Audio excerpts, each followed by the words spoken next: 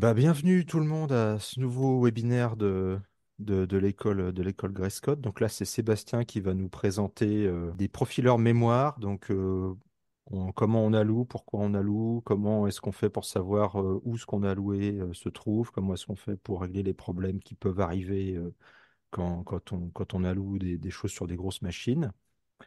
Donc j'en profite aussi donc pour vous rappeler donc ce webinaire est dans le cadre de l'école Grescott. Donc, c'est une école qui aura lieu du 1er au 12 juillet 2024 à Annecy. Donc, l'idée, c'est là, toutes les semaines, tous les jeudis matins à 10 heures, on va vous présenter un aspect, un cours, une partie de ce qu'on va faire à l'école. Donc, pas avec autant de détails forcément, parce que typiquement, vous ne pourrez pas pratiquer, mais vous montrer voilà, quelle technologie on va aborder, quel langage. Et donc là, typiquement, là, on a les allocations de mémoire. La semaine dernière, on avait la précision. La semaine d'avant, c'était l'architecture CPU. La semaine prochaine, ça va être un peu de sorcellerie de calcul avec C++, C++ 17, 20, 23. Donc les nouveautés qui arrivent là-dessus. La semaine d'après, ça va être Rust. La semaine d'encore après, ça va être une introduction à l'architecture des GPU. Donc, comment ça fonctionne, qu'est-ce qu'on fait avec ça. Et donc, l'idée, c'est d'avoir un webinaire par semaine jusque mi-mai à peu près. Et donc, voilà. Donc, cette école va être francophone, rediffusée dans, a priori, toute la francophonie. Donc, toutes les personnes qui veulent le diffuser, comme on rediffusera sur YouTube, bah, pourront suivre sans problème. On recense des sites satellites, justement, comme vous le disiez Karim tout à l'heure. Donc, si vous avez un centre de calcul, que vous connaissez des personnes qui administrent un centre de calcul, que vous aimeriez bien aller les voir pour jouer nos cours, mais chez eux, parce que c'est plus près, parce que c'est plus pratique, parce que vous le connaissez bien, demandez-les de s'inscrire chez nous et d'embêter Karim, justement, de lui envoyer des mails pour lui dire qu'ils veulent participer. Donc là, pour l'instant, on a 3 centres qui sont satellites. Mais voilà, la liste va se compléter au fur et à mesure. On espère qu'elle soit prête pour les inscriptions de l'école, donc c'est-à-dire à partir du 1er avril. Là, pour l'instant, il y a 3 sites. On espère en avoir une bonne dizaine, voire peut-être un peu plus à terme. Et ben, sur ce, je donne la parole à Sébastien. Je vous souhaite un bon webinaire. Ok, bien ben bonjour à tous. Et donc aujourd'hui on va parler d'un petit aspect de la programmation qui est pas toujours plaisant, à savoir les allocations mémoire. Alors et on va s'intéresser à donc pourquoi et comment est-ce qu'on profile ce qui se passe derrière notre programme pour essayer de faire mieux.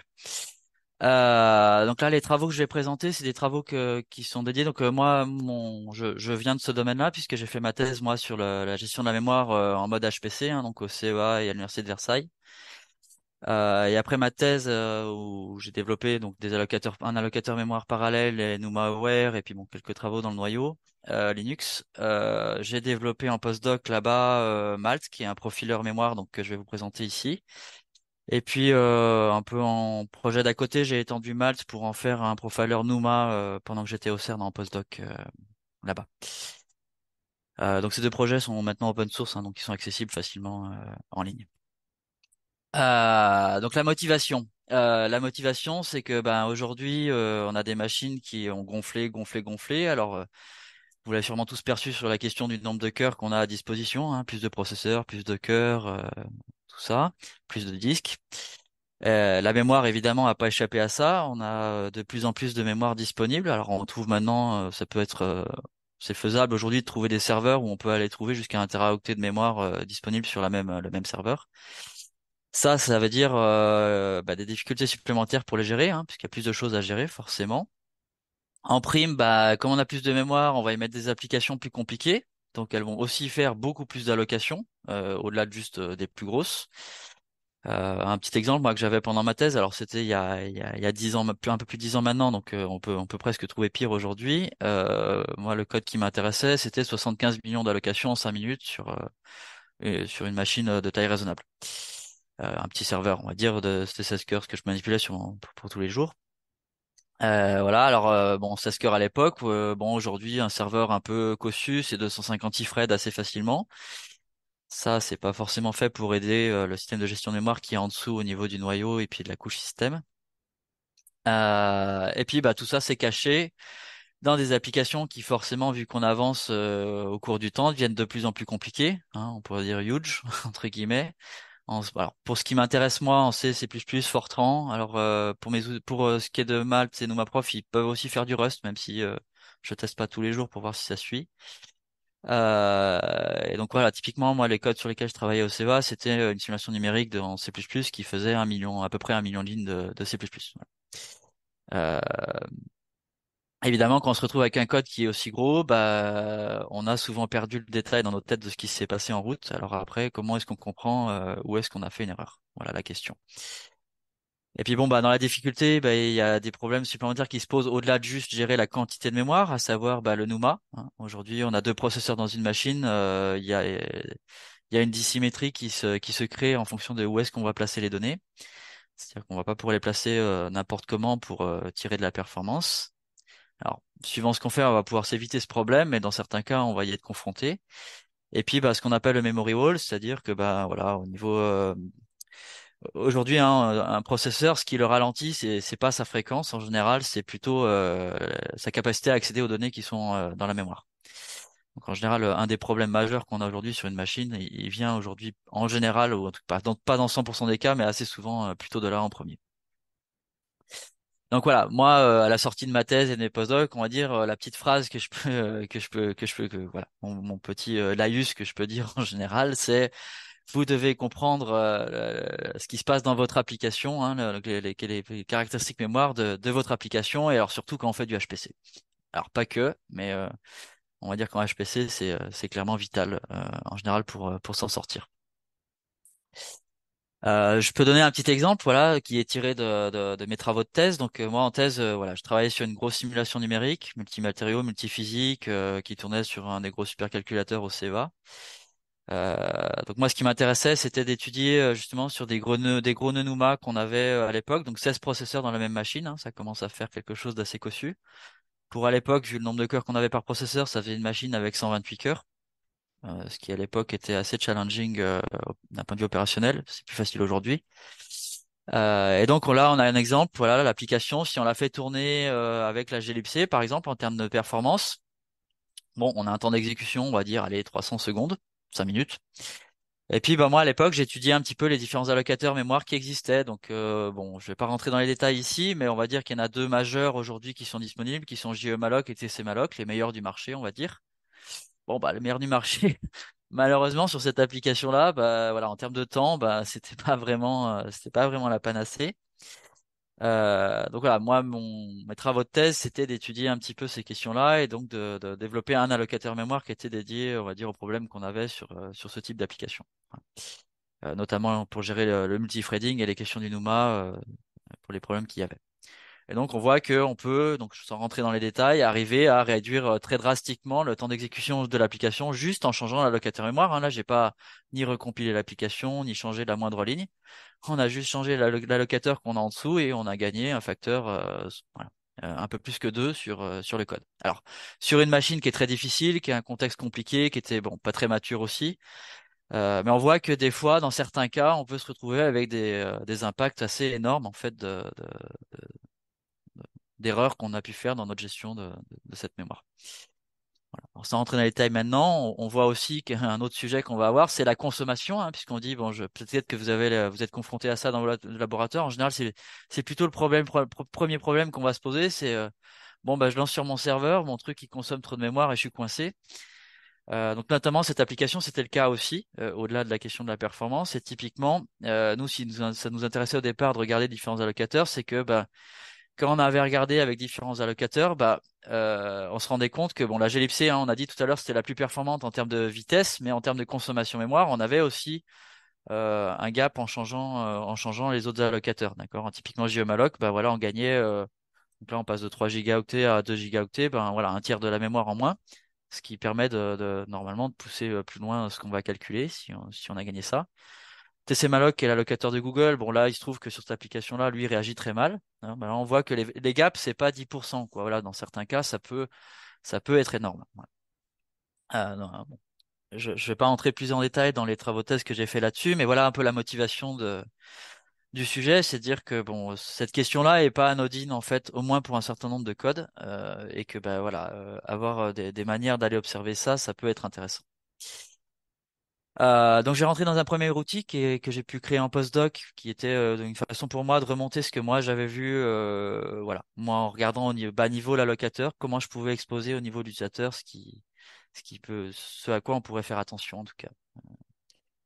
Alors, donc le but avec cet outil-là, c'est de dire, bah voilà, j'ai une application qui consomme trop, je veux profiler. Alors il y a différentes questions qui vont se poser. Donc là, l'idée de départ, c'est de partir un peu de l'idée. Vous avez probablement déjà utilisé Valgrind, VTune ou des choses comme ça. Valgrind en général, c'est plus que ce qui est connu pour la performance, on va dire. Bah, l'idée, c'est d'essayer de faire un peu la même chose pour la mémoire. Et je vais me poser comme question de me dire bah voilà mon application elle consomme trop, c'est où est-ce qu'elles sont les allocations qui consomment. Ça on va dire pour moi c'est l'utilisation majeure de l'outil. Et puis après je peux avoir des questions un peu de performance comme on l'a vu tout à l'heure. J'ai pas assez de mémoire, bah, où est-ce qu'il faut que j'aille chercher pour éviter de swapper.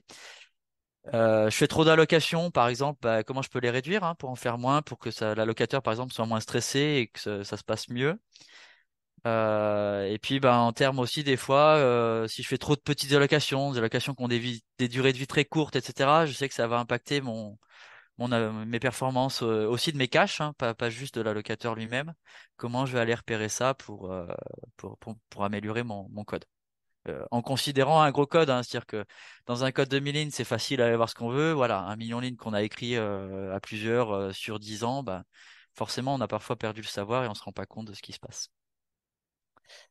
Donc comme je disais, les propriétés qui vont m'intéresser, c'est où sont les allocations, c'est quoi leurs propriétés, éventuellement c'est quoi les mauvais patterns, les fuites mémoire. Bon, ça il y a déjà des outils, mais je les ai aussi dans Malte.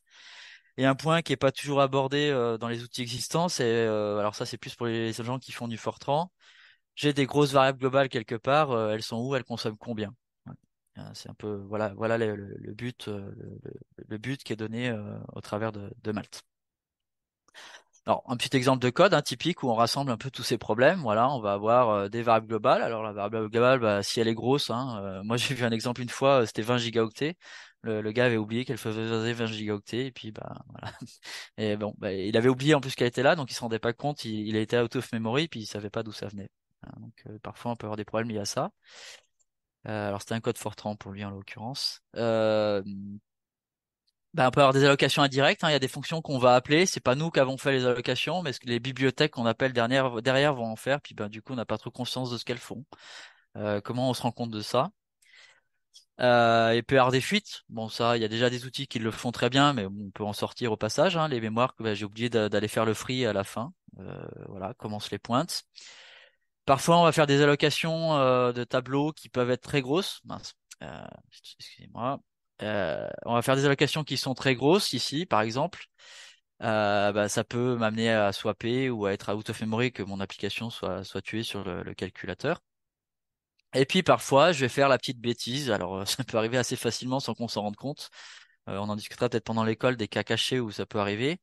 Bah, je suis dans une boucle for qui est assez courte et puis au milieu de la boucle for, je fais un malloc, un truc qui se calcule très rapidement et puis je libère. Hein. Donc malloc calcul, malloc calcul, malloc calcul, enfin malloc calcul free par exemple. Voilà. Est-ce que je peux pas sortir l'allocation de la boucle? Mais bon, des fois, faut s'en rendre compte, hein, sans faire gaffe. On a oublié. La boucle au début était appelée 10 fois, puis demain c'est 1 million, et puis d'un coup ça pose un problème. Quand c'était 10, ça l'était pas, mais ça l'est 6 mois plus tard parce que finalement on se met à l'appeler plus souvent. Donc comment on repère ces trucs? Alors, il y a déjà des outils un peu pour ça. On va dire le premier existant, bah, c'est Valgrind avec son outil massif. Et puis Valgrind Memcheck, typiquement pour trouver les fuites mémoire. Voilà. Massif, puisqu'il a tendance à faire, c'est faire des checkpoints, hein, c'est-à-dire on va dumper enfin, la consommation mémoire et puis à quoi elles sont attachées à différents instants dans le programme. Bon, ça c'est pratique, mais qu'est-ce qui se passe entre voilà, peut se passer que le pic, par exemple, le pic de consommation, il soit entre les deux snapshots. Alors on l'a pas vu, on sait pas ce qui s'est passé. On a une vue très approximative des choses, puis il va falloir aller regarder chaque snapshot un peu séparément, c'est pas forcément très agréable. Alors, c'est utile aussi, mais l'outil montre assez vite ses limites en pratique, et de fait, moi je le vois assez rarement utilisé autour de moi en tout cas. même si parfois il répond aussi aux questions qu'on peut se poser. Alors, plus prosaïquement, il y a aussi Google App Profiler qui vient avec TCMalloc, hein, l'allocateur de Google, là, qui fournit quelque chose d'assez sympathique, mais qui vient pas avec une interface graphique vraiment avec. Bon, on a des graphiques qui sont sortis un peu avec un rendu d'image ou de fichiers texte. Ça fournit des réponses, mais ça montre aussi assez rapidement ses limites. Et de l'autre côté, ben, on va trouver des outils un peu commerciaux. Alors, aujourd'hui, un peu anciens pour la plupart, hein. Par exemple, IBM en a un qui s'appelle Purify++ et Parasoft Insure++ qui sont vendus. Alors, plutôt côté Windows, ceux-là, puisque il y en a un des deux, je crois, qui marche sous Linux. Mais voilà. C'est des outils commerciaux. Ils sont assez anciens. Bon, pas forcément très agréables aujourd'hui, on va dire. Même s'ils répondent clairement aussi aux besoins. Visual Studio Ultimate aussi, côté Microsoft, a quelque chose d'intégrer. Mais on reste dans des outils commerciaux, ce qui fait que bon, pour nous, dans la recherche, surtout quand on est sous Linux, bah, voilà, on est un peu exclu de ce genre de secteur. Donc voilà, moi ce que je voulais proposer avec Mal, c'est de reprendre la logique de Valgrind, hein, et KaKaShGrind, qui marche très bien pour la performance, pour ceux qui ont déjà utilisé. Et donc l'idée c'est je veux avoir mes allocations et qu'on me dise voilà, annoter sur mon source code où est-ce qu'elles sont et puis c'est quoi leurs propriétés. D'accord? Encore une fois, avec pour but de pointer où sont les fuites.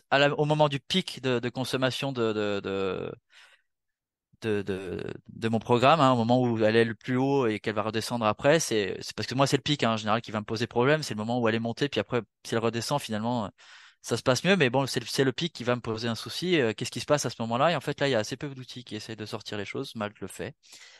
Et puis bah à ces moments-là, on va essayer d'avoir voilà combien il y avait d'allocations, c'est quoi les tailles, c'est quoi les durées de vie. Hein. Est-ce qu'elles sont trop courtes et que peut-être j'aurais pu m'en passer ou faire autrement, ou est-ce qu'elles sont longues et puis finalement elles sont pas un problème. Donc Malte vient avec une interface graphique de type web dans laquelle on va pouvoir naviguer. Alors on va avoir par exemple du reporting avec un résumé global de mon run, qu'est-ce qu'il y a eu, hein, donc que j'affiche ici. Donc on va pouvoir retrouver là un peu des informations génériques sur notre application. C'est quoi la mémoire consommée? C'est qu'est-ce que le mémoire j'avais sur le nœud? Combien il y a eu d'allocations? C'était quoi les paramètres du nœud sur lequel j'ai tourné aussi? Parce que parfois quand on donne le profil à quelqu'un, ça lui permet d'avoir de l'information. Et puis on voit en dessous, voilà, la notion de mémoire physique, mémoire virtuelle. Alors je vais pas rentrer dans les détails ici, mais c'est des notions qui, quand on essaie de comprendre un peu ce qui se passe derrière, quand il y a des écarts, on peut analyser qu'il y a des problèmes sur notre application. Ce qui peut intéresser parfois, aujourd'hui on a des applications multithreadées, donc on va trouver aussi par exemple, ben, est-ce que mes allocations sont toutes faites par un seul thread et puis les autres sont plutôt utilisateurs de la mémoire, ou est-ce que c'est distribué équitablement? Pour certains allocateurs qui sont pas très efficaces de manière parallèle, ça peut permettre de comprendre aussi ce qui se passe, ou de voir si ça vaut pas le coup de rééquilibrer aussi. Puis ça permet de comprendre qu'est-ce qui est fait dans l'application, hein. Des fois quelqu'un qui arrive pour vous aider sur l'application, bah, ça permet d'avoir une vue. Tiens, qui fait quoi là-dedans? Voilà, est-ce que ouais. Pour comprendre aussi juste des fois ce qui se passe dans notre code. Pour moi, la vue la plus intéressante de Malte, c'est celle-là. C'est la vue où on va retrouver le code annoté. Donc là, on retrouve quelque chose qu'on a dans KaKaShGrind, hein, du coup fourni avec Valgrind. Donc j'ai la liste de mes fonctions à gauche. Avec, je vais choisir la métrique qui m'intéresse. Et puis, ben, donc là, il y en a plusieurs, hein. On va retrouver les durées de vie, les tailles allouées, où est-ce que sont faits les free aussi. Ça, c'est un truc qui est rarement donné dans les autres outils. Et puis, bah, sur le code, on va se retrouver avec annoter directement avec quelques petites couleurs pour dire là où c'est un peu plus hotspot que le reste. Voilà, ici, j'ai une allocation de 64 octets. Puis en total, vu que on est passé plusieurs fois à cette ligne, on a 7 kilooctets qui ont été alloués ici, par exemple. Avec, on va cliquer sur ce petit point et on va avoir la call stack qui est amenée à cet endroit-là avec les détails. On aura l'occasion pendant l'école de mieux détailler cet outil, mais voilà un peu. Avec ça, on va retrouver pour aller regarder dans notre code qu'est-ce qui se passe et où se passent les choses. On va aussi retrouver quelque chose qui est pas toujours fourni, qui sont des aspects temporels pour essayer de comprendre aussi la dynamique de l'application. Ça permet de voir par exemple qu'il y a des phases parfois où il y a des choses qui se passent moins bien. Bah, dans ce cas, on va aller essayer d'aller regarder ces phases-là pour comprendre, pour mieux comprendre ce qui arrive dedans. On va retrouver des graphiques, typiquement aussi des distributions des tailles dans notre application. Voilà, alors voilà un exemple sur Yelstow, qui est une simulation numérique par exemple sur laquelle que j'étudiais dans le laboratoire où j'étais pendant qu'on développait l'outil. Bah voilà, eux, avec la plupart des allocations qu'ils faisaient, hein, on le voit sur le graphique ici, c'est des allocations de 16 octets. Voilà. 16 octets. Bon, quand on développe un allocateur mémoire, on sait que si on en a pas quelques-unes, c'est pas gênant. Faire que ça, c'est pas forcément ce qu'il y a de plus intelligent pour les caches du processeur. Ça peut poser des gros problèmes de performance. Euh, Quand on voit arriver ça, ça vaut le coup d'aller regarder d'où ça vient. Est-ce qu'on peut pas faire mieux, ou est-ce que c'est sur les parties critiques ou pas, en fait? C'est ça la question. Si c'est sur les parties annexes qui finalement sont pas appelées souvent, bah c'est pas grave. Si ça l'est, bah il faut peut-être revoir un petit peu ce qu'on fait sur le code. Comme je disais, on peut retrouver les variables globales, hein, du coup, où est-ce qu'elles sont, combien elles pompent, combien elles consomment, de quelle librairie elles viennent, voilà. Donc ça permet d'avoir une vue. Alors ça, sur des applications C++, en général, c'est pas ça le problème. Ça arrive plus souvent dans les applications Fortran où les gens ont encore tendance à en utiliser des grosses en tout cas. Voilà. C'est une manière sur ces codes-là d'aller voir ce qui en général est souvent une grosse partie de la consommation mémoire sur ce type de simulation. Je vais juste te donner un petit exemple d'un cas réel qu'on avait rencontré pendant que je développais l'outil. Donc là, c'était une application du Surfax AVBP, code de fluide dynamique. Euh, Voilà, eux avaient un petit problème à un moment donné d'un code et qu'on avait passé Malte sur leur application, ils avaient le temps d'initialisation, c'était au démarrage de l'application. Alors finalement, une fois qu'elle tournait, c'était pas grave, mais bon, le temps de démarrage était relativement lent et enfin assez long, hein, c'était un peu plus d'une minute ou quasiment 2 minutes pour arriver à amorcer le truc des maillages un peu gros. Parce qu'il y avait quelqu'un au laboratoire qui essayait d'optimiser leur application et puis ben on s'était rendu compte, voilà, en regardant avec Malte, qu'on avait ce type de profil là sur donc Malte donne le, le, le taux d'allocation par seconde, hein, et moi je sais pour avoir étudié au niveau du système d'exploitation que quand ça devient trop élevé, c'est un problème aussi ce truc-là, que ça commence à coûter très cher à l'application si on fait ça. Et là, on voyait qu'il y avait des gros pics et puis surtout que c'était avec des chiffres assez élevés, hein. Donc là, c'est en gigaoctets par seconde, hein, qu'on a, allocation rate en bytes par seconde. Donc là, l'application allouait en continu 6 gigaoctets de mémoire par seconde. D'accord? Donc en gros, ce qu'elle faisait, c'est qu'elle allouait des alloués, alloués, réalloués. À des taux pareils, il commence à y avoir un coût vraiment non négligeable qui vient du système d'exploitation. C'est pas très bien de faire ça. Et donc là, avec Malte, bah, en quelques secondes, on a pointé de où elle venait, hein. Donc là, typiquement, il y avait une fonction où on retrouvait des allocates, un truc qui était un pattern de allocate, deallocate et allocate. En gros, on alloue, on libère et on réalloue. Et puis là, on voit une petite copie. En gros, c'est un pattern de réallocation, hein. Il faisait un réalloc. Alors en Fortran, il n'y a pas de réalloc natif dans le langage, donc il le faisait à la main en allouant, copiant, réallouant. Voilà.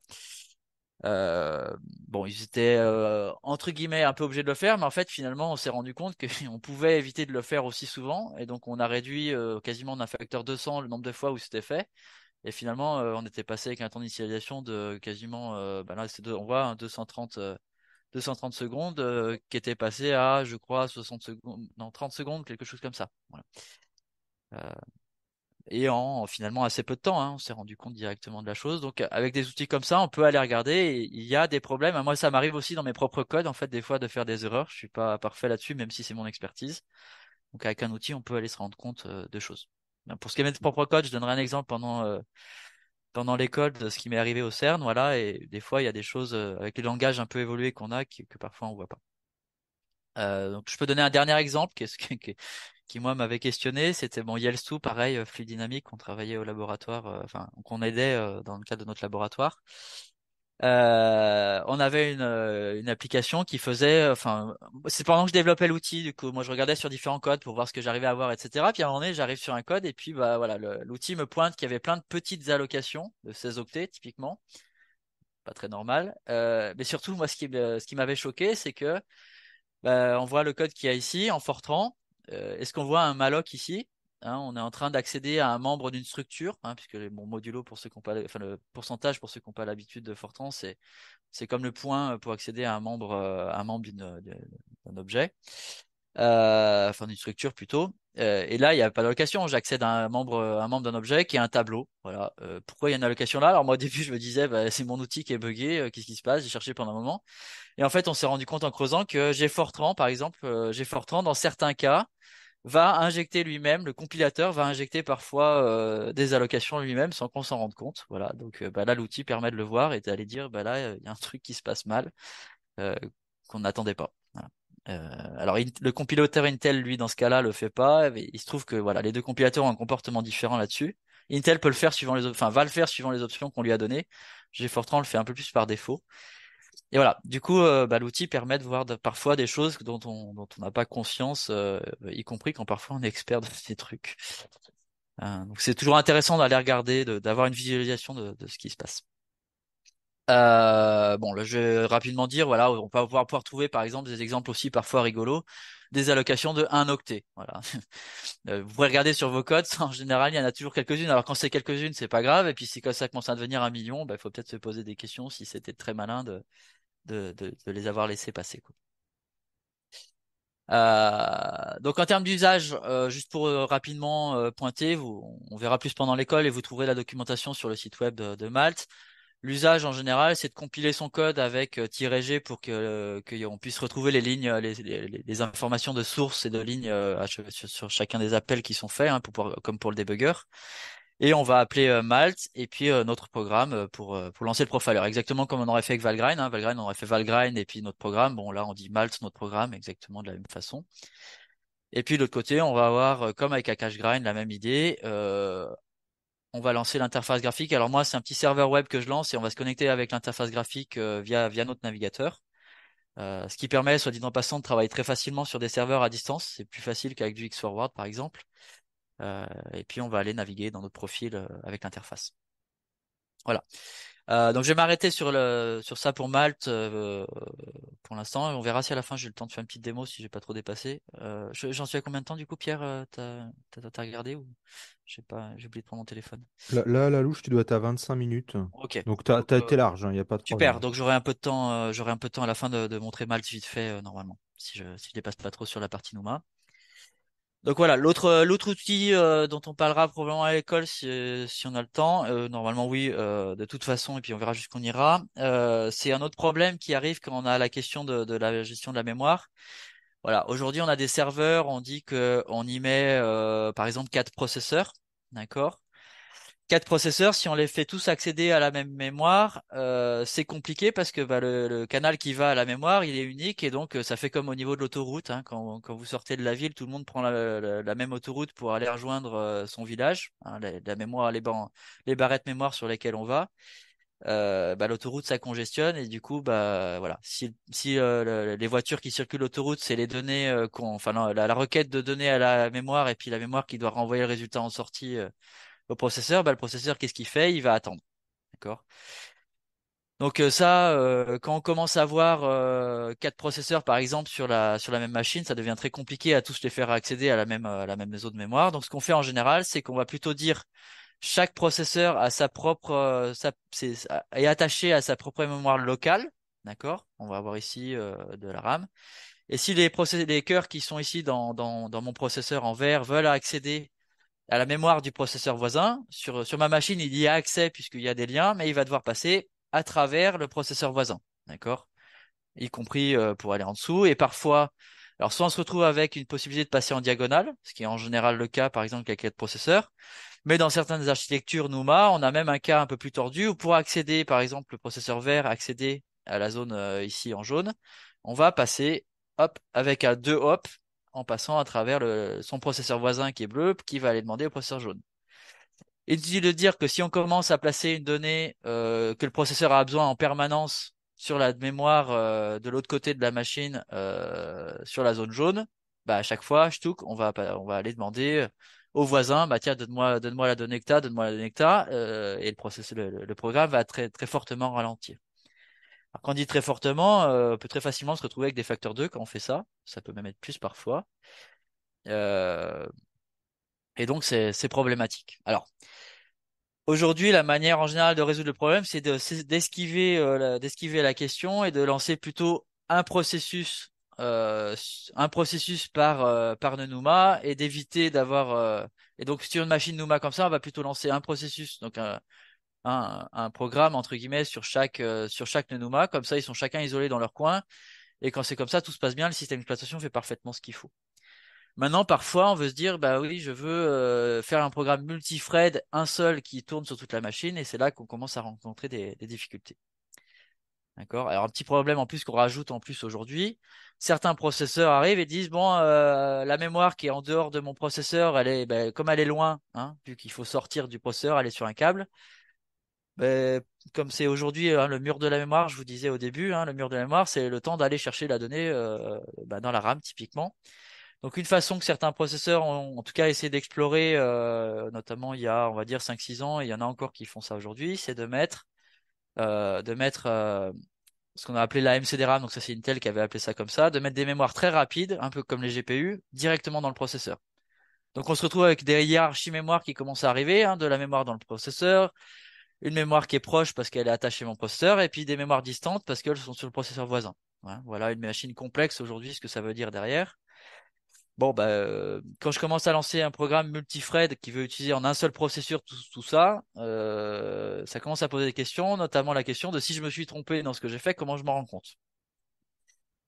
Et alors typiquement, le problème qui se pose, c'est que quand vous allouez votre mémoire, hein, vous faites votre malloc, est-ce que vous avez dit où doit être la mémoire? D'accord? En général, non, puisqu'un malloc n'a pas de paramètres pour dire où je veux mettre les données.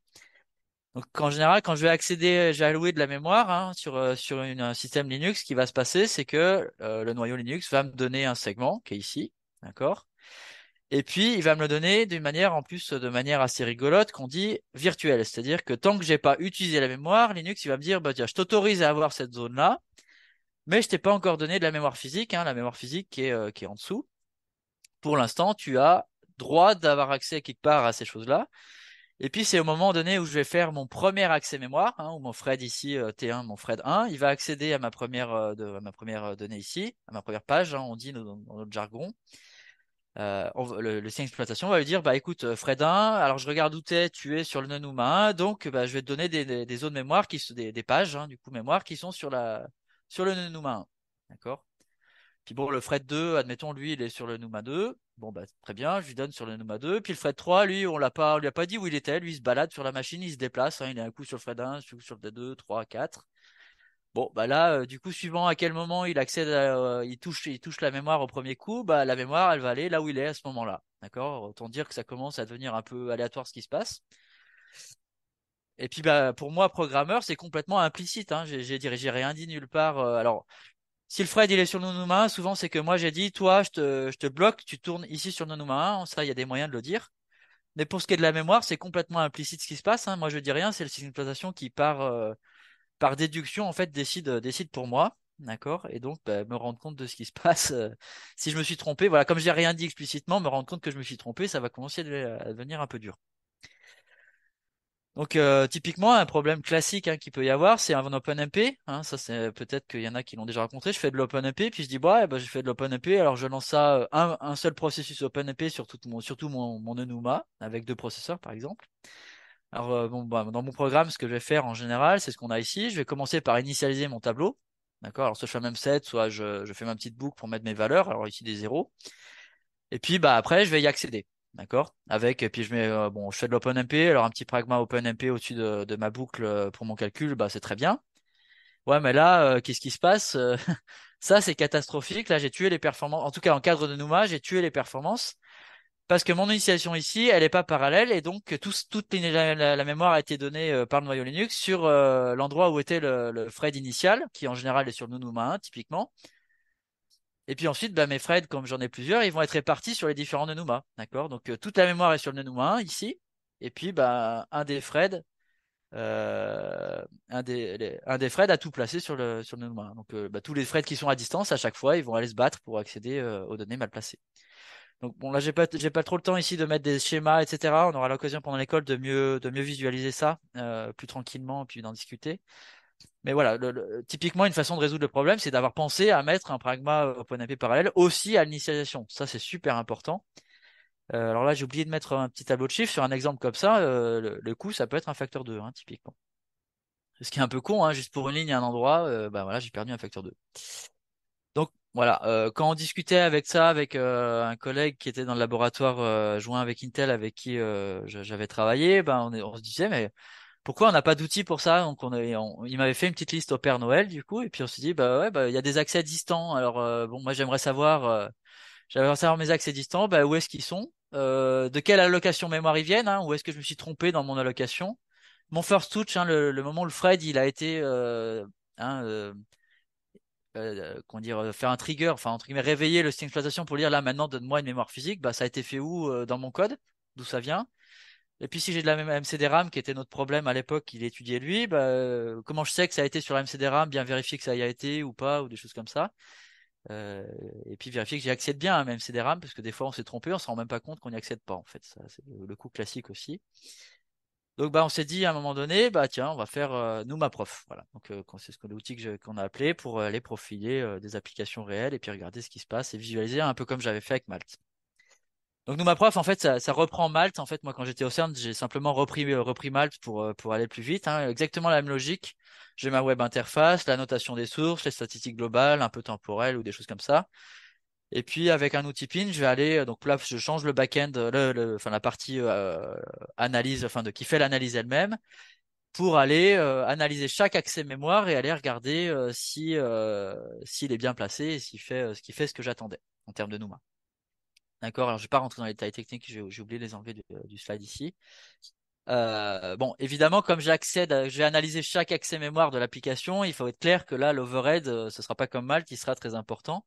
Hein, forcément, je vais ralentir très fortement l'application, donc on peut sur des codes qui sont très longs, c'est pas très applicable. Il faut en général avoir pris un cas plus petit pour passer son truc. L'overhead classique que j'ai, alors Valgrind, Valgrind lui gère très mal les threads, donc lui en général plus on a de threads, plus il est lent. Moi, comme j'utilisais une autre approche pour instrumenter l'application, on va dire sur 256 threads. Hein, c'est un cas un peu réel là sur un vrai code. L'overhead que j'avais moi sur un Enuma, une vraie analyse, c'est un ralentissement d'un facteur 60. Voilà. Donc à 60, c'est beaucoup, mais bon, ça reste aussi faisable. On va dire que si on a réduit un peu son temps d'exécution, on arrive quand même à obtenir quelque chose en un temps acceptable. D'accord, même si c'est pas très agréable du tout à ce niveau-là, ça reste possible d'aller voir des choses, en tout cas, et des choses qu'on n'a pas de moyen de voir autrement en fait. D'accord. On voit que sur 32 threads, 16 threads, c'est même un peu moins, c'est plutôt du fait d'un facteur 30 en général, c'est à peu près ça qu'il y avait sur les machines de l'époque. J'ai pas refait de benchmark sur les processeurs aujourd'hui. Donc un petit exemple de l'interface graphique, hein, puisque c'est ça qu'on peut essayer de comprendre un peu la logique de l'outil, comment ça remonte les choses. On va se retrouver avec un peu des graphiques qui vont nous dire, bah voilà, donc typiquement hein, une question aussi qui va se poser, c'est que pour le NUMA, l'important c'est d'avoir annoncé au système d'exploitation, est-ce que mon Fred, je lui ai bien annoncé que toi tu es sur le NUMA 1 et tu y restes, d'accord? Hein, parce que si le Fred il commence à se balader partout, bah des fois il sera avec des accès locaux, des fois non. Et quand je fais ça, bah c'est pas bon. Ce qu'on dit, on a tendance à dire nous, est-ce qu'on a piné le Fred? Enfin, est-ce qu'on l'a. Alors, des fois on dirait bind, il faudrait que je change dans l'interface, le nom collerait mieux en fait avec comment on dit. Mais est-ce qu'on l'a, voilà, bloqué sur son emplacement ou pas? Donc déjà, l'outil va permettre de voir que par exemple les Fred ont pas été placés correctement et qu'au moment où ils font leurs premiers accès mémoire, ben, ça s'est mal passé. On l'a fait de manière aléatoire, d'accord, typiquement. Quand c'est aléatoire, bah bon, c'est coup de bol si ça a été ou pas été. Ça va dépendre de l'exécution. Les accès mémoire, par exemple, c'est ce qu'on a à droite, hein, Memory Access. Est-ce qu'ils sont locaux, hein, ici en vert, entre guillemets, ça va bien. Est-ce qu'ils sont en remote, en rouge, ou ça va pas? Est-ce qu'ils n'ont pas été bindés, sous-entendu, bah, c'est un peu au pif, ça a été ou ça n'a pas été, ça va dépendre du run. Est-ce que c'est parce que le Fred n'était pas bloqué, ou est-ce que c'est parce que j'ai pas, la mémoire n'a pas été bloquée au bon endroit, ou est-ce que je suis sur la MCDRAM? D'accord? Alors, dans ce cas-là, j'avais pas d'MCDRAM sur cet exemple. Et puis une petite access matrix du coup que j'ai ici. Hein, donc idéalement l'access matrix qui va bien, c'est le Fred 0 accède à sa mémoire 0, à la mémoire qui lui est associée, c'est-à-dire la mémoire 0. Le Fred 1 doit accéder à la mémoire 1, le Fred 2 à la mémoire 2 et le Fred 3 à la mémoire 3. Donc idéalement je dois avoir une diagonale hein, pour une application qui va bien. Si je commence à avoir un petit trait trop important comme ça, bah, c'est que il y a peut-être des problèmes à étudier. D'accord. Je vais aussi aller voir en termes de volume, est-ce qu'il y a plus de mémoire allouée sur mon Enuma 1 ou est-ce que c'est réparti équitablement en termes d'allocation, en termes de répartie, d'équilibrage des choses. Ça permet des fois de voir. Hein. Alors parfois, avoir tout mis sur le Enuma 1, si les Fred qui y sont font plus de travail, bah, ça vaut le coup. Voilà. Si c'est pas le cas, bah, peut-être qu'il vaut mieux répartir la balance de où on place les données, notamment si on a besoin de la bande passante. Euh, donc on va retrouver aussi des statistiques par Fred. Est-ce qu'il y a des Fred, par exemple, ça arrive parfois, là on voit un petit problème ici qui arrive. Tous les 4 Fred, j'ai un Fred qui a beaucoup plus d'accès mémoire distant. d'accord? Ça peut arriver suivant comment on a placé les machines et découper son travail. On peut avoir des problèmes comme ça. On discutera un peu dans l'école si on a le temps de ce genre de soucis, de comprendre pourquoi et derrière qu'est-ce qui se passe. Bah, l'outil permet de le voir, voilà, de dire tiens là le fret 4 et puis le fret donc 9. Alors 4, 9 ici, 14 et qu'on sort, il y a un petit pattern là qui se répète, il y a quelques frets qui ont des problèmes, bah, on peut essayer d'aller comprendre ce qui se passe. D'accord? Ou parfois on va se rendre compte que certains frets font plus d'accès que les autres, ou qu'il y a un déséquilibrage qui parfois peut avoir le coup d'être regardé. Et donc on va pouvoir, hein, exactement comme Malte, à nouveau, aller retrouver, là cette fois annoter sur le source code, directement bah, le nombre d'accès distants qu'on a, exactement comme sur Malte, les différentes métriques que je vais sortir. Et puis en mettant sa petite souris sur la notation, retrouver les compteurs d'accès distants, locaux, quelques pie charts qui permettent de mieux visualiser qu'est-ce qui se passe sur cette ligne-là en fait. D'accord? On va pouvoir vraiment visualiser les choses. Pour la HBM, hein, que je disais, par exemple, ce qu'on appelle la MCDRAM, typiquement sur les KNL, hein, qui étaient les Knight Landing, qui étaient les processeurs d'Intel, bah, du coup, on va pouvoir retrouver, voilà, ce genre de choses, hein. Ici, j'avais de la HBM, mais j'ai rien envoyé dessus. Et puis là, sur la HBM, bah, je retrouve que j'ai bien une bonne partie de ma mémoire qui est accédée et qui est allouée sur cette mémoire locale dans le processeur. D'accord. Donc je peux vérifier ce qui se passe. Alors, soit dit en passant, moi, en développant l'outil, il y a un moment, j'étais tombé sur un problème. Mon outil sortait pas les bons chiffres et j'étais, ah, mais c'est pas possible. Qu'est-ce qui se passe, etc. Et exactement comme le cas de Malte avec G-Fortran, ben, je me suis rendu compte qu'en fait, il y avait un bug dans le noyau Linux, du coup, qui faisait mal les choses, en fait. C'était pas mon outil qui reportait quelque chose d'erroné, c'est qu'il y avait vraiment quelque chose d'erroné. Alors, il se trouve que les gens de chez Red Hat s'étaient rendu compte du problème de leur côté en même temps, donc il y avait un correctif qui était existé, qui était en train d'être avancé. Mais moi, l'outil avait pointé en quelques minutes, finalement, qu'il y avait un problème. Ça peut permettre aussi des fois de se rendre compte que nous, programmeurs système, on a fait aussi des bêtises en dessous, parce que c'est pas simple pour nous la vie sur ces machines. Donc un exemple ici d'un code un peu classique. Donc c'était un code qui avait au CEA prospectif, un peu de recherche. Bah, les gens n'avaient pas pensé au NUMA. Alors ils tournaient sur des machines NUMA, mais il y avait un endroit où ils avaient fait une grosse erreur, ils s'en étaient pas rendu compte. Voilà, typiquement avec l'Access Matrix que j'avais, bah voilà, on lançait sur le NUMA ce qu'il y avait, c'est que bah, grosse ligne rouge, il y avait voilà certains NUMA qui passaient leur temps à accéder à des nœuds distants. Du coup, il y avait pas, la mémoire était pas répartie, hein. Typiquement le cas que j'ai montré tout à l'heure avec l'OpenMP, en gros, au moment de l'initialisation, ils n'avaient pas fait l'initialisation de la même façon dont les accès allaient être faits plus tard. Euh, donc là, juste, je vais pas rentrer dans les détails parce que j'ai oublié de simplifier, j'ai pas eu le temps de simplifier ces slides pour le webinaire, mais en gros, voilà, en allant dans Malte, on va aller chercher avec l'interface graphique où sont les accès distants, d'accord, pour aller comprendre ce qui se passe. Alors là, on arrive sur une boucle où, bah voilà, il y a 8 milliards d'accès distants à cet endroit-là. Bon, après, il faut aller analyser pourquoi. Donc pendant l'école, on aura le temps de discuter plus en détail de comment on analyse ce problème, hein, on pourra regarder. Mais en général, voilà, comme je disais, le problème souvent, c'est le premier accès qui a été mal fait et qui a mal placé les choses, notamment quand on a la matrice, hein, la matrice qu'on avait tout à l'heure où tout a été placé sur nos mains, c'est le cas typique. Donc en général, on va pouvoir utiliser l'outil pour aller chercher où est-ce qu'ont été allouées les choses et on va remonter dans les piles d'appels pour aller chercher. Donc là, typiquement, on va se rendre compte qu'il y a une des matrices qui a été mal placée, d'accord, avec l'outil. Et donc là, la correction, typiquement, est exactement l'exemple qu'on avait tout à l'heure, hein. Eux, ils avaient dans leur code une boucle comme ça qui, à un moment donné, ben, alloue des tableaux, fait un new alors ce qu'ils appelaient leur fret buffer pour eux, voilà, des buffers qu'ils allouent qui servent pour allouer leur matrice. Et puis, bah, dans ce tableau-là, en plus, ils faisaient l'initialisation, hein, c'est-à-dire, j'alloue le tableau et puis je lui mets des zéros dedans. Voilà. Forcément, bah, si j'ai pas fait ça en parallèle, c'est-à-dire que c'est fait par le premier thread et donc tout est sur le node 1, exactement comme j'ai expliqué tout à l'heure.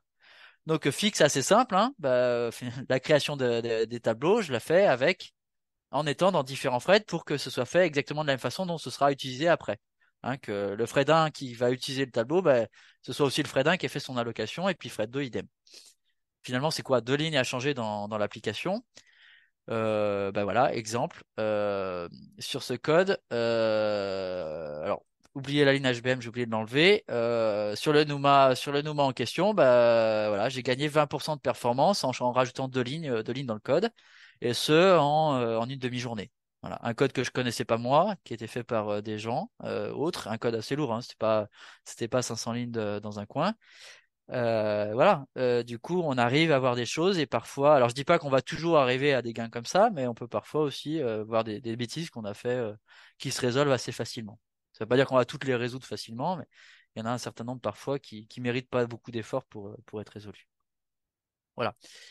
Donc conclusion, bon, la gestion de la mémoire, hein, on aura l'occasion d'en discuter pendant l'école.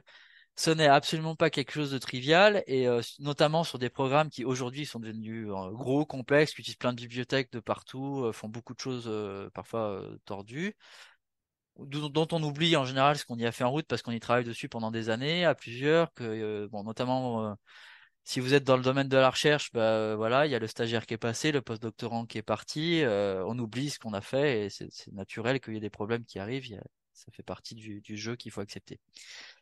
Euh, et puis parfois, bah, des petites erreurs, hein, on l'a vu, hein, le petit pragma OpenMP que j'ai oublié, bah, et ben ça peut coûter cher parce que bah, il est tout bien en endroit, mais en fait il a un impact global dans tout le reste de l'application ensuite. Hein. C'est un peu ça le problème de la mémoire, c'est que quand on a fait une erreur sur la gestion de la mémoire, parfois ça peut coûter non seulement à l'endroit où j'ai fait l'erreur au moment de l'allocation mémoire, mais après pour tout le reste de l'application. On aura l'occasion de montrer, de discuter pendant l'école d'un problème que j'ai étudié en thèse. Voilà, l'erreur faite au départ en fait coûtait pendant tout le reste de l'application et après bah forcément on s'en rend pas compte parce que c'est pas fixé dans un appel de fonction, ça bave partout dans le reste. Voilà. Donc l'idée c'est comment on peut s'aider un peu la vie pour comprendre ces choses-là et bon Malte et nous prof sans tout résoudre sont une manière a priori de au moins aider à aborder un peu le problème. Voilà. Pierre, tu me dis à combien de temps j'en suis du coup, savoir si j'ai le temps de 45 minutes, quelque chose comme ça, non? Oui, là, tu es à 45 minutes, donc tu peux faire une Voilà. petite démo et Donc après on là, moi, passe ce aux que je veux vous questions. proposer maintenant, c'est une petite démo. Alors, nous, ma prof, je vais pas montrer maintenant parce que, bon, de toute façon, il faudrait plus expliquer ce qui s'y passe. Mais Malte, comme c'est assez facile de comprendre ce qui se passe, je vais vous montrer ce qu'on peut voir avec. Alors, je vais partager mon écran directement là. Screen. Voilà.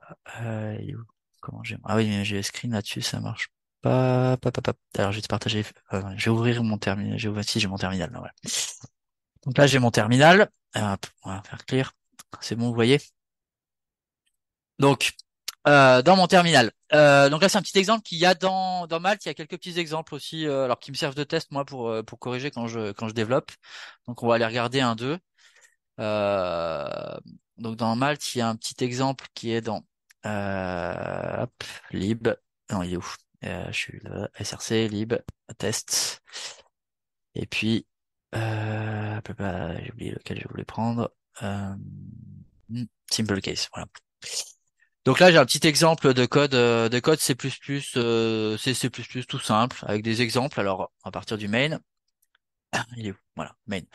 Donc là, j'ai un exemple qui va allouer. Donc, hein, il y a des petits callocs, il y a des usages, donc des fonctions, une boucle qui appelle une fonction. Cette fonction, si on va voir function B, où est-ce qu'elle est? Hop, hop, hop. Elle est où fonction? J'ai mis au début, tout au début.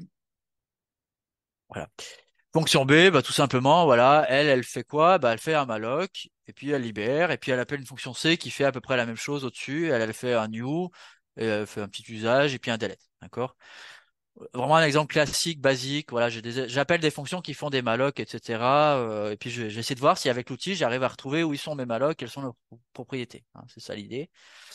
Bon, là le petit exemple va aussi gérer, enfin essayer de voir d'autres choses qu'on va pas regarder maintenant, mais on va juste montrer qu'avec l'outil, en quelques secondes, je vais aller trouver où sont mes allocations, c'est ça l'idée. D'accord? Donc avec Malte, bah, je disais la façon de lancer, bah, Malte, et puis je vais lui dire que je veux lancer mon programme. Alors là j'ai déjà compilé, donc je vais pas le recompiler, ou je peux le faire, tiens, si vous voulez. Allez. Donc là, je vais recompiler mon programme. Donc j'ai cessé, je le disais, -G, hein, je pense à mettre en mode debug parce que sinon Malte, moi alors tout va sortir, c'est juste que je pourrais pas aller pointer où sont à noter les sources parce que j'arriverai pas à retrouver sans les options de débugage chaque adresse du programme à quoi elle correspond dans votre source code. Donc je vais compiler mon programme. Alors on va dire example. Et forcément j'ai dû faire une bêtise. Ah, non, C++, ça marchera mieux. Excusez-moi. Voilà. Donc là, j'ai compilé mon programme en -G, puis je vais faire malt./example. D'accord? Jusque-là, pas trop dur. Malte, il a tourné. Bon, il m'a sorti quelques petits exemples et il m'a dit normalement qu'il a, voilà, dumpé le profil à la fin. Vous voyez que Malte, parfois, il peut y avoir un overhead assez important si jamais il commence à avoir des milliards d'allocations. On discutera de pourquoi à l'école. En général, il met un message pour dire là, il commence à y en avoir beaucoup. Bon, c'est normal, je vais avoir un overhead assez important, ça va commencer à coûter cher. Il y a une façon de l'accélérer. On en discutera pendant l'école aussi. On perd un peu d'informations, mais on peut le faire aller plus vite si vraiment on veut être un peu moins embêté avec ça. Parce que le mode qui donne le plus de détails est un peu plus lent qu'un normal, c'est celui qui est activé par défaut parce que c'est le plus intéressant et en général ça passe largement. Et donc là il m'a créé un fichier qui s'appelle mal-example et puis le PID process et puis c'est un fichier JSON voilà qui contient les données. Donc comme je le disais pour la vue, je vais lancer la WebView.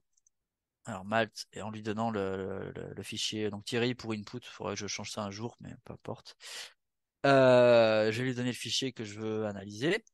Et donc la WebView, ce qu'elle lance, c'est un petit serveur local. Et puis, donc l'intérêt, ça, c'est si je suis en remote, c'est pour ça que j'ai fait ça de cette manière.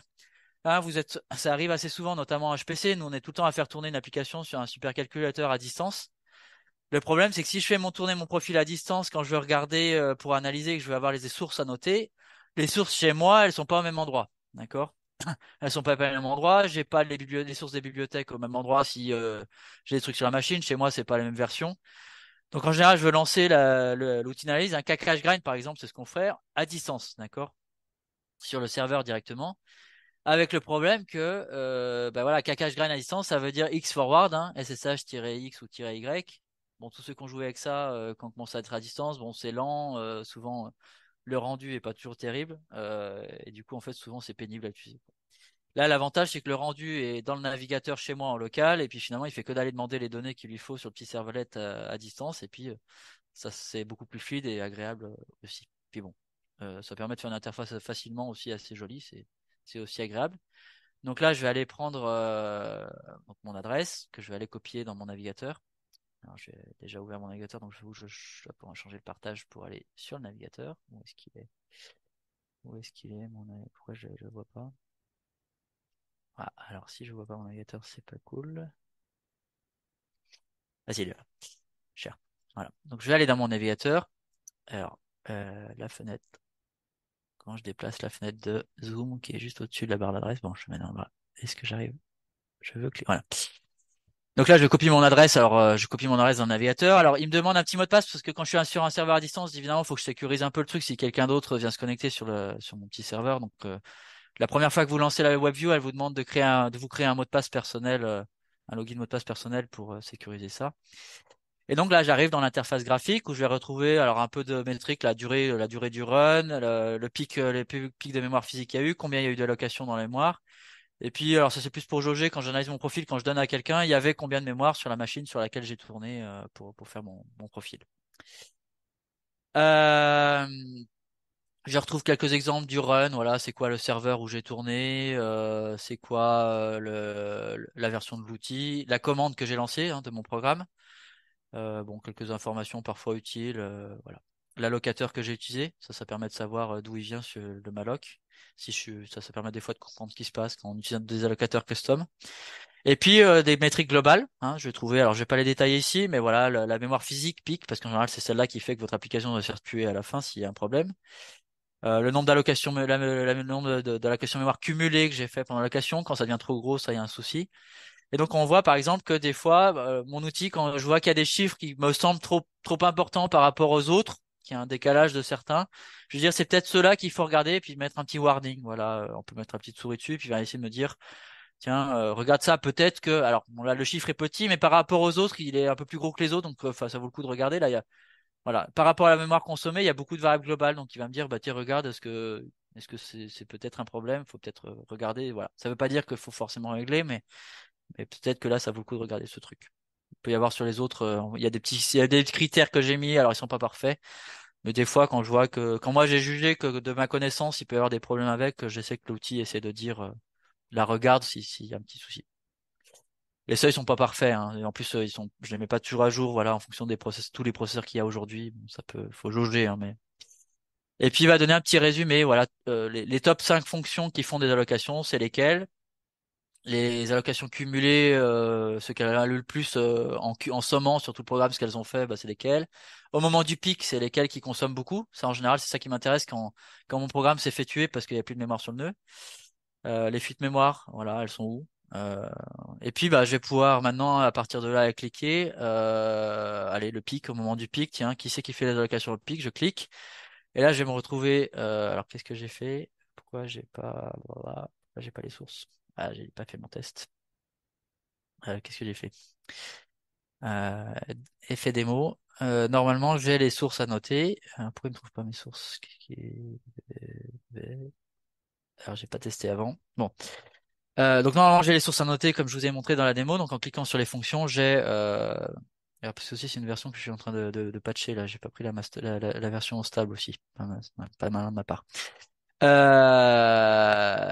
Du coup, normalement, je clique sur la fonction et j'ai les fonctions à noter. Puis je vais pouvoir, voilà, il va me dire il y a 80 mégaoctets sur telle ligne et qu'on sort. Euh, j'ai quand même essayé de juste refaire le profil avec la version recompilée. J'ai fait, parce que j'ai fait le test à l'heure, normalement ça marchait. Voilà.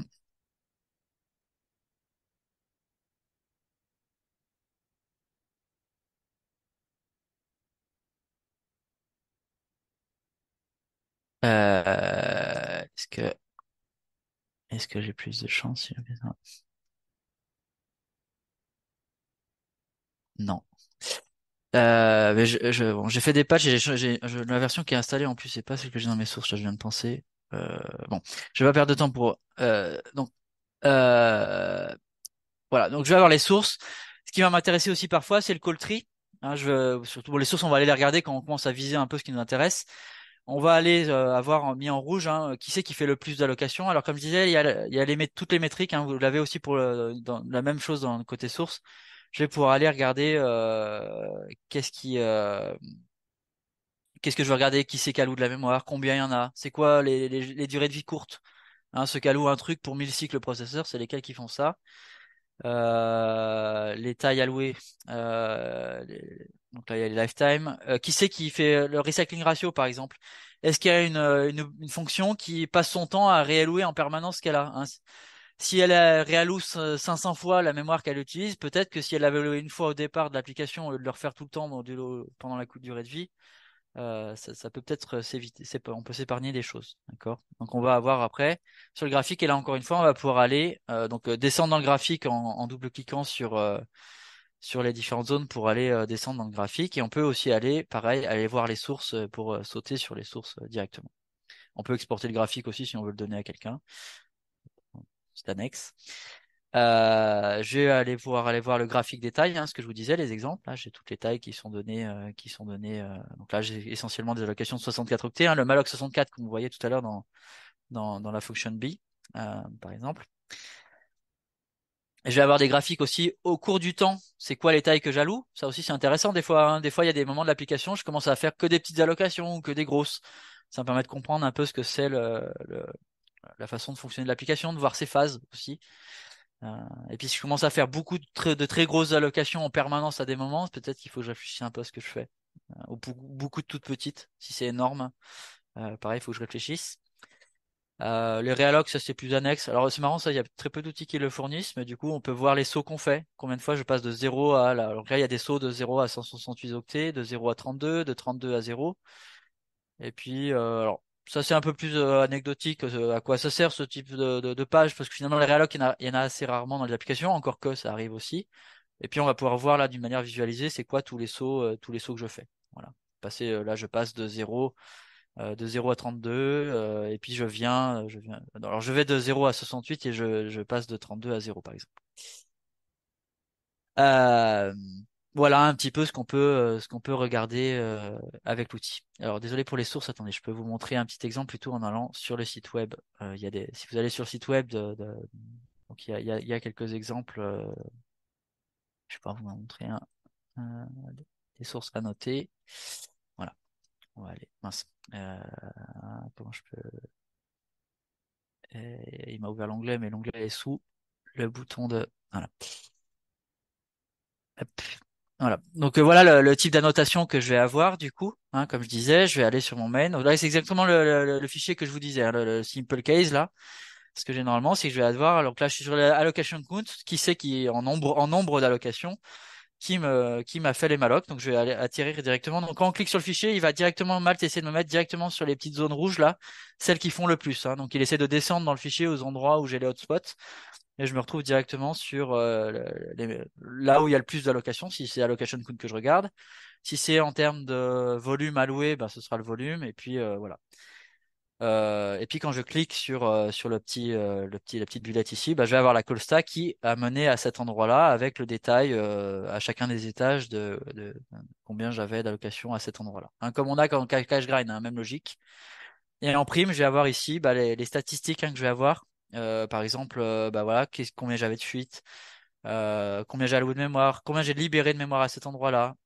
Au pic, cet endroit-là, ce qui est alloué à cet endroit-là, au moment du pic, ça impactait combien? Ça, c'est intéressant parce que souvent, c'est une métrique qu'il n'y a pas trop dans les autres outils, ça. Au moment du pic, je veux savoir qu'est-ce qui s'est passé, ça vient d'où ce qu'il y a au pic. Voilà, je vais pouvoir aller regarder ce genre de choses. Et là, je vais avoir d'une manière statistique sur les allocations qui ont été faites, donc en termes de taille. Donc là, vous avez le minimum, la moyenne et puis le maximum. Ça se balade entre 16 octets et 1 mégaoctet, avec en moyenne 2 kilooctets. Voilà, c'est plutôt des petites que des grosses. Euh, Au moment des free qu'il y a derrière ça, bah, je vais retrouver des choses. Le lifetime, donc là, désolé, j'ai cliqué sur probablement une fonction qui est au-dessus, pas sur le point du malloc ici. Hein. Donc c'est normal que j'ai des free qui sont donnés. Je regardais le haut de la pile. Si je suis sur le malloc ici, bah, les free forcément il y en a zéro à cette ligne. Hein. La lifetime, bah, du coup, les allocations qu'il y a ici, elle vit combien de temps? Alors, c'est donné en cycle processeur. Je peux vous les donner en secondes parce que quand on parle d'allocation, c'est intéressant de comparer avec combien de calculs le processeur est capable de faire normalement, estimé.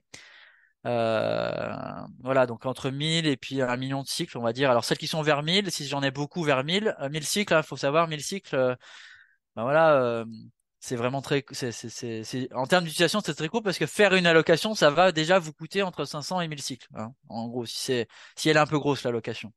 Bon, bah, si je la garde, sa durée de vie, c'est 17 000 cycles, bah, peut-être qu'il faut que je réfléchisse un peu. Est-ce que c'est vraiment nécessaire? Est-ce que je pouvais pas la faire soit durer plus longtemps pour l'utiliser mieux, soit éviter enfin, l'avoir mis sur la pile, par exemple, au lieu de la louer sur le tas avec ma lock, à voir ce qui est indispensable. Bon, parfois je peux pas régler et puis ben tant pis, c'est comme ça. Mais là, ça permet de jauger les choses. Voilà. Je vais m'arrêter ici pour ce qui est des mots et pour ce que je présente. Et puis Ok, s'il y a bah, des questions. bah merci Sébastien. On a plein de questions, donc on va les faire dans l'ordre. Première question d'Adrien. Pourquoi est-ce que ce n'était pas possible de diminuer ou de réutiliser les allocations sur l'appli de ta thèse? Pas le sujet principal de la Ouais, présentation, mais voilà, ouais. quand on a parlé. Alors, bon, l'application en question, c'était 1 million de lignes de C++, écrit par une dizaine de physiciens au CEA, un code qui date enfin, qui a été commencé à être écrit, il y avait probablement enfin, 5-6 ans pour le gros du code, il y avait des parties qui dataient d'avant. C'est un code qui tourne qui tournait au moment où j'y étais ça faisait partie des rares codes qui tournaient sur 100 000 cœurs. Hein. Donc, autant dire qu'on change pas, on peut pas changer comme ça aussi facilement les choses dans un code pareil. Donc eux avaient fait des efforts en fait déjà pour les réduire, mais bon à un moment donné c'est difficile et puis bon eux c'est des physiciens aussi, ils avaient autre chose à faire dans leur truc. Et puis même quand on embauche un informaticien dans un code comme ça, eux faut qu'ils soient sûrs que leurs calculs sont sortis sont corrects à la sortie, hein, parce que bon on était au CEA, voilà il y avait des garanties de ce que ça calculait à la sortie aussi à garantir, sous-entendu pour cette garantie il y a des moments à chaque fois qu'on veut faire des changements, il faut prendre le temps de discuter, donc ça prend du temps. Euh, donc bon, c'est possible sur le papier, mais soyons clairs que c'est un effort énorme. Voilà. Donc à un moment donné, l'idée c'est de dire, c'était bah finalement s'il y a des allocateurs qui déjà permettent d'améliorer les choses de base, est-ce que ça vaut pas le coup de regarder ce qu'il y a à faire. Voilà. Bon, sachant que moi, ma thèse c'était, moi j'étais programmation système. Hein, notre but c'était aussi d'étudier sur les nonoma en question comment on gérait mieux les choses, pas que pour cette application, mais aussi pour les autres qui y avaient sur place, hein, parce que bon, c'était pas la seule à avoir ce genre de problème. Et puis bah moi, ma thèse aussi, c'était, moi je partais d'en bas dans le système d'exploitation. Moi, au tout départ de ma thèse, j'étudiais au niveau des caches et consorts les problèmes qu'on avait au-delà de la pure question des mallocs eux-mêmes. Voilà. Donc en termes de placement aussi, hein, moi on aura l'occasion peut-être d'en discuter l'école parce que c'est un autre sujet qui sera abordé aussi à un moment. La façon dont sont placées les données dans la mémoire, en tout cas à l'époque, c'est moins vrai aujourd'hui sur les nouveaux processeurs, mais ça peut parfois aussi poser problème. Moi, c'est ce que j'étudiais au départ, qui n'était pas juste de réduire le nombre, mais de dire aussi, il y a un problème à ce niveau-là, qu'est-ce qu'on fait? Et on s'est rendu compte en route qu'on pouvait aussi résoudre le problème du nombre qu'ils avaient, en fait. Donc, enfin, en tout cas, améliorer les choses et tempérer. Et puis l'autre question qu'il y avait, c'était la question du NUMA, c'est-à-dire que les enlever, c'était pas juste les enlever, c'est que nous, comme on étudiait le gros NUMA qu'on avait là avec 16 processeurs, la question c'était pas juste les enlever, c'était aussi dire bon bah s'ils les enlèvent eux à leur niveau, fallait que eux fassent attention au NUMA correctement, d'accord? Donc nous la question c'était est-ce que nous au niveau de notre gestion, s'ils gardent leur malloc, on peut nous pas essayer à notre niveau prendre en charge des choses un peu mieux et faire en sorte que finalement ce soit caché à l'application, hein. C'était aussi ça mon sujet de thèse aussi. Et en fait, finalement, dans leur cas à eux, oui, on arrivait à largement améliorer les choses sans en passer par que eux aient à tout changer, en fait. Voilà. Alors bien sûr qu'à la fin, s'ils pouvaient changer de leur côté, ben, tant mieux. Et en fait, peut-être qu'il faut aussi effectivement commencer par ça, d'accord? Mais bon, la vraie vie est que finalement, quand on constate, c'est pas que sur cette application-là. Finalement, si vous regardez les codes qu'il y a partout, enfin, je veux dire, on ne sait pas résoudre ces problèmes, en tout cas en temps raisonnable, et c'est toujours difficile d'aller demander aux développeurs de faire le problème. D'où la question que j'avais après de dire, bah, faisons un outil qui permet de pointer les problèmes aussi, parce qu'en fait, bon, leur dire faites-moi dans les allocations. Moi, au moment de ma thèse, il n'y avait pas d'outil pour aller regarder. Donc même moi, j'avais du mal à aller leur dire qu'est-ce qu'il fallait qu'ils améliorent dans leur code, hein. D'où le fait que Malte finalement est une manière aussi d'aider à résoudre le problème. Et là, oui, maintenant de dire, on peut aller maintenant qu'on sait où elles sont, aller résoudre là où on peut. Voilà. Ok, juste après, c'est la question complémentaire d'Adrien qui bah, se relie un peu aussi à ce que tu as fait en thèse. Il propose aussi d'utiliser un allocateur avec une politique de libération moins générale que Malloc ou Free, un petit peu comme celui que tu as développé pendant ta thèse. Donc, voilà, si. Ouais. Moi, j'avais Alors plus en après, tête les choses comme les arena allocators et les bump Mhm. allocators, quoi, des trucs où tu peux faire plusieurs allocations, mais tu libères tout à la fois. En fait, on utilise souvent ça en graphique.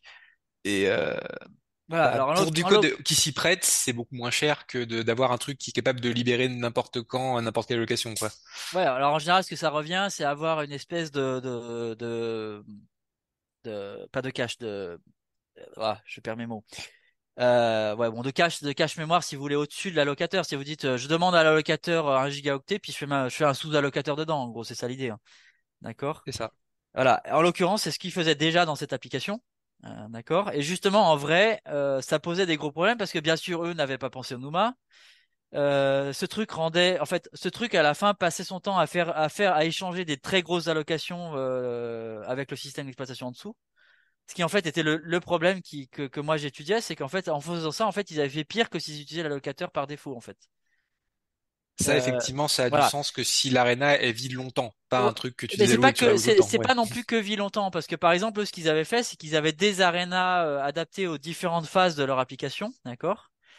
Avec le problème que ça posait, comme leur application était aussi limite en termes de consommation mémoire que bah du coup l'allocateur il va toujours faire attention de paquer au niveau global les allocations correctement pour réduire la consommation globale de l'application, d'accord?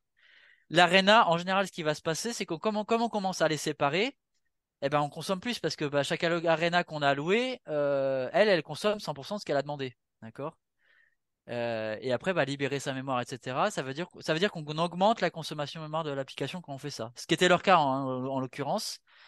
Et donc nous, ce qu'on essaie de dire, c'est ben non, redonner la main au niveau de l'allocateur et on voit au niveau de l'allocateur comment on peut faire mieux pour vous. En fait, c'était ça la question qu'on avait nous.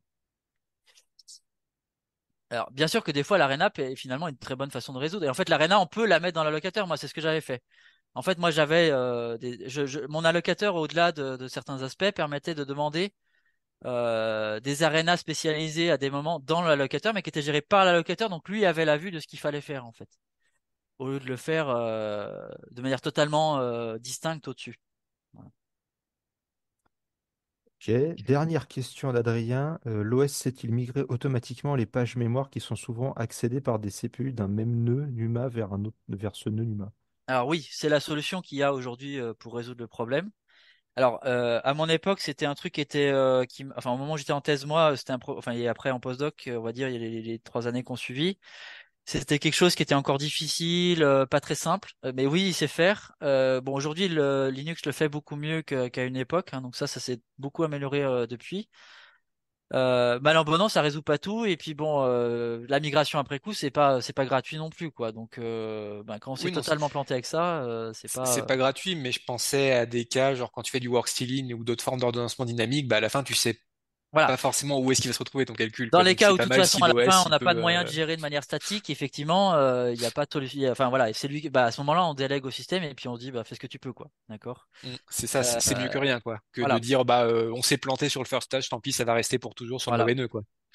Mais mal en bon an, encore une fois, la question, c'est à un moment donné de se rendre compte, est-ce que finalement, tu vois, même la question, c'est de se demander, est-ce que le système fait correctement, tu vois, est-ce que la détection qu'il fait, elle est bien, tu vois? Alors, bah, du coup, un outil comme NouMaProf, ça peut permettre de regarder un peu. Alors, dans le cas où il fait la migration, moi, je me perds un peu pour l'instant parce que je suis pas notifié, donc. Pour question de performance, je vais pas demander à chaque fois au système où elle est la page. Donc il y a des choses à rajouter si je veux vraiment l'avoir jusqu'au bout ce truc-là. Mais ça peut permettre des fois aussi de comprendre aussi en termes qu'est-ce qui s'est passé, qu'est-ce que fait mon code, quoi. Et puis quand on peut éviter la migration, c'est mieux, hein. Ah bah de toute façon, oui. Voilà. Après, il y a des cas où on n'a pas le choix. Bon bah écoute, on fait ce qu'on peut à ce moment-là. Mais en fait, bon, moi c'est pareil. Moi je viens du HPC. Nous en HPC, on essaie d'avoir les trucs en MPI et consorts, d'être un peu figé aussi dans les trucs parce que finalement c'est là qu'on a la perf à la fin en vrai. Après, ça veut dire qu'il y a des codes effectivement qui sont qui sortent un peu du cadre où ça a un vrai intérêt ces questions. Enfin, en tout cas, on peut y faire quelque chose de manière manuelle. Ok, il y a Mathieu qui nous dit arriver à accélérer des gros programmes en quelques heures de travail est un exploit, mais bon, quand tu as les bons outils, c'est justement toute la question du séminaire d'aujourd'hui. Florent qui demande est-ce que Malte pourrait intercepter aussi les appels à CUDA host register ou IP host register Alors là, la question c'est, on parle de Malte ou de Non, NomaProf là du c'est pas coup? punaisé sur GPU. En fait, Là, c'est Malte. c'est pas punaisé sur GPU si C'est alloué. tu empêches l'OS de la swapper, cette Enfin, oui, oui, mémoire-là. ouais, Et ça permet au GPU d'optimiser son DMA derrière quand tu transfères par le PCIe. Ouais, alors là, ce que tu voudrais dire, c'est que avoir connaissance, par exemple, de la mémoire qui est verrouillée pour savoir quelle quantité j'ai consommé et qui est vraiment bloquée et que le système peut pas réclamer pour swapper, par exemple. C'est ça la question? moi, je vois ça comme ça, oui. Ouais, alors si c'est ça la question, non, pour l'instant je l'ai pas fait. Oui, c'est faisable, complètement. Et ça va même au-delà de la mémoire purement GPU, c'est que par exemple quand on fait du RDMA, un MPI, quand il travaille sur de l'infini-band, par exemple, il fait ça aussi. Donc pour raison pratique, il est obligé. Donc oui, effectivement, sortir une métrique qui montrerait la quantité de mémoire qui a été verrouillée, bloquée, c'est possible aussi. Ouais, ça peut être intéressant à ressortir. Ouais, j'ai pas fait pour l'instant, mais ça peut être aussi à ajouter. Alors, c'est pas forcément trivial à aller le chercher, mais c'est parfaitement. Enfin, il y a des compteurs en fait. Alors, le sortir pour les graphiques temporels, ça c'est facile. Après, à dire quelle ligne de code, faut creuser un peu, mais c'est faisable. Ok, dernière question de Florent. Avez-vous déjà fait des tests sur des applications utilisées la pile ROCm pour des GPU AMD? Parce qu'apparemment, il a eu des soucis de blocage sur Adastra. Alors non. Ouais. Mais non, bon. Bah. Ensuite, question de Marc. Bonjour, merci beaucoup pour votre présentation. Est-ce que l'on peut utiliser Malte avec MPI? Alors oui, oui, il y a même une option exprès pour ça. Alors, avec MPI, par contre, ce qui va se passer, c'est que Malte va dumper un fichier profil par processus. D'accord? Je construis pas une analyse globale. C'est pas parfait. Moi, j'aimerais bien faire un jour un truc qui fusionne à la fin les profils qui ont tourné des processus qui ont tourné sur le même nœud parce que ça aurait sens. Après, ceux qui ont tourné sur différents nœuds, non, ça n'a pas de sens de les fusionner parce que, bah, à un moment donné, parler vous voyez, de total d'allocation sur des nœuds différents, c'est pas ce qui nous intéresse. C'est vrai qu'au moins, il faut fusionner ce qui s'est passé sur le même nœud, ça aurait sens. Bon, c'est pas, voilà, ce que ça va faire, c'est sortir un fichier profil par rang MPI. Alors, si on dit rien, ça marche par défaut. Ce qui est un peu embêtant, si je fais Malt, alors en général, ce qu'on va faire, c'est MPI run, Malt et puis mon programme. D'accord? On va intercaler Malt entre les deux commandes. Si je dis rien, ce qui va se passer, c'est que comme on a vu, Malt, le nom du fichier, c'est mon programme-PID. Alors bon, -PID, quand j'ai mes rangs MPI, c'est un peu pénible parce que du coup, j'aimerais bien savoir qui est le rang 1, le rang 2, le rang 3. Donc si vous cherchez dans la doc, il y a une façon. J'ai encore le navigateur là du coup, ouais, super. Où est-ce qu'il est mon... J'avais ouvert le... Ah, j'ai le truc de... Euh, j'allais dans la doc. Si vous allez dans la doc, vous avez... est-ce que je l'ai marqué là-dedans? Tiret MPI. Voilà, vous l'avez l'exemple ici. Donc la première fois, il va falloir préparer un wrapper parce que vous savez MPI, bon souvent vous utilisez OpenMPI, MPitch et consorts, faut adapter des choses. Mal, ce que je fais moi, c'est que on lui donne la commande MPI qu'on utilise. Alors si on lui dit rien, il va chercher tout seul la bonne. Donc on donne juste, on fait mal prep MPI, il va préparer dans son home quelque part ce qui va bien pour le MPI qu'on est en train d'utiliser. Alors si on change d'entre-temps, faut refaire la commande. Et après, on fait mal -MPI et lui, il va injecter un petit wrapper qui fait que les fichiers sont nommés, au lieu d'être -PID, seront nommés -1, -2, -3, avec les rangs qui vont bien. D'accord. Mais bon, il va pas au-delà de ça pour l'intégration MPI. Bon, en général, ça suffit à répondre à nos problèmes, hein. Ouais. Voilà. Ok, bah c'est très bien. Comme ça, tu as déjà répondu à la question de Gérard. Euh, du coup, tant que j'y suis, je me donne la parole à moi-même. Là, tu parles de MPI. Est-ce que tu as jeté un œil, par exemple, à d'autres solutions comme OpenSHMEM qui font de la Alors, bah, communication point à point ou... OpenSHMEM, bah, en fait, moi, je suis agnostique du protocole de communication qu'on utilise, hein. Il y Oui, a donc pas, ça marche. Il y a pas donc, de... tout va non, bien. il n'y a pas, voilà. Après, OpenSHMEM, je sais pas ce qu'ils font pour la partie de gestion mémoire de OpenSHMEM. Si vous avez délégué à OpenSHMEM de faire des trucs, bah, alors soit ils font des malloc DR et là je verrai ce qu'ils ont fait. S'ils ont leur propre popote, bon, je verrai rien. Une petite remarque qu'on peut dire au passage. Alors, faut que j'adapte. Je l'ai pas mis là-dedans, je crois. Si on regarde le man page de Malte, euh, frappe, il est où? Ah non, voilà, frappe. Il y a un petit gars qui arrive parfois. Alors, par exemple, si vous voulez profiler Firefox, par exemple, vous allez retrouver devant un petit problème, c'est que Firefox, il intègre JVemalloc, par exemple, en interne, d'accord, un allocateur à lui. Ça arrive parfois dans certains programmes hein, que les gens ont refait leur allocateur ou ont injecté, voilà, JVemalloc, TCmalloc ou cela, sans avoir remplacé officiellement la commande malloc elle-même pour toute l'application, mais juste pour une partie. Hein, quand c'est comme ça, les gens, ce qu'ils ont fait, c'est que ben ils ont préfixé l'allocateur qu'ils utilisent et puis partout où ils veulent l'utiliser, ils mettent JE underscore malloc par exemple, JE underscore free, JE underscore cela. Moi, si je dis rien, bah Malte, il va pas voir ce qui se passe là-dedans, d'accord? Donc on peut avec la petite commande wrap aller dire que je veux aussi wrapper des allocateurs custom, d'accord?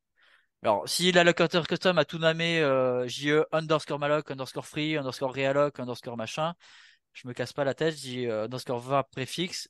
Quand je dis le préfixe que j'ai mis devant toutes les noms de fonctions et puis du coup moi je vois passer à nouveau tous les trucs qui vont bien. D'accord.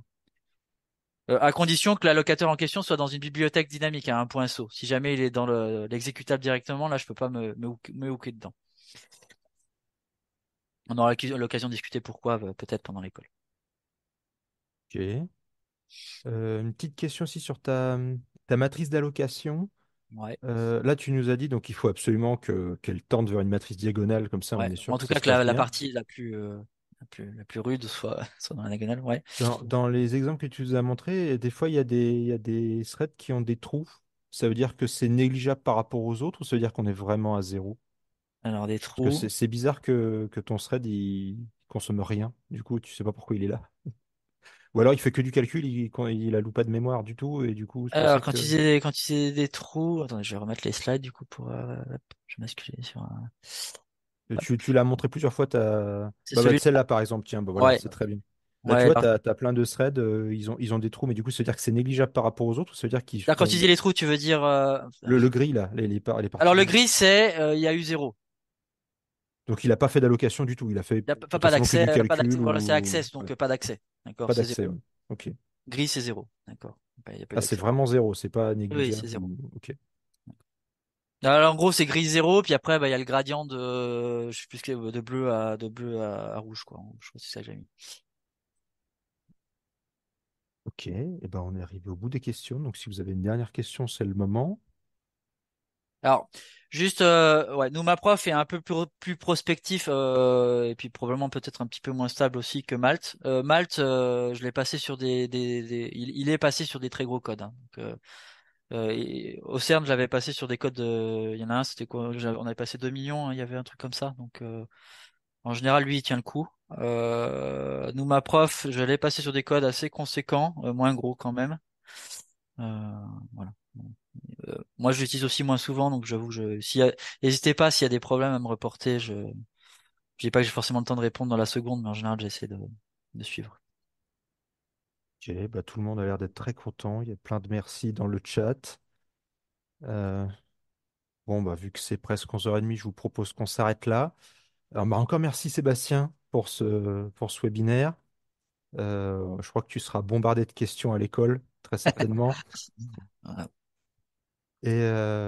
Merci, merci tout le monde pour être venu assister à ce webinaire. Et puis on se retrouve la semaine prochaine pour faire un peu de sorcellerie en C++, avec du C++17, des algorithmes, C++20, 23 et compagnie. Euh, et bah, d'ici là, bonne journée et à la prochaine. Merci à tous. Plus.